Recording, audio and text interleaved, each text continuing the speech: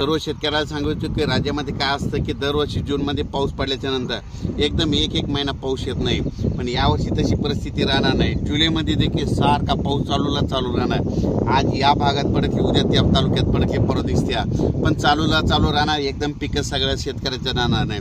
पण परत एक शेतकऱ्यासाठी आनंदाची बातमी की राज्यामध्ये आज 7 तारखेपासून तर जवळजवळ 25 तारखेपर्यंत एकदम पाऊस बंदच होणार नाही, चालूच राहणार। आज ह्या भागात, उद्या त्या भागात, पण चालू राहणार आहे। एकदम पाऊस काही बंद होणार नाही।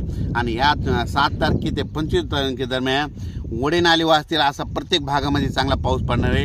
आणि ते 2 लो प्रेशर आल्याच्या नंतर ते तर सगळे नदी नाले एक करणार आहेत, म्हणून हे देखील अंदाज लक्षात येतात। पण 7, 8, 9, 10 जुलैपर्यंत देखील आता चांगला पाऊस पडणार आहे। म्हणजे आपण सांगितलं होतं की 4ला विदर्भात पाऊस सुरू होईल, 4ला सुरू झाला, 5ला पश्चिम विदर्भाकडे आला आणि 6ला मराठवाड्यात येईल। तर काल आमच्या मराठवाड्याकडे पाऊस पडला।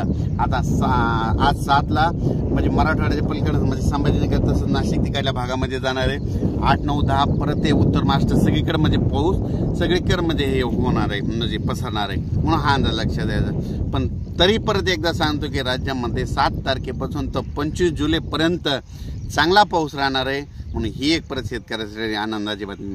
अचानक वातावरणात बदल झाला होता, परत एक मेसेज दिला जाईल। धन्यवाद।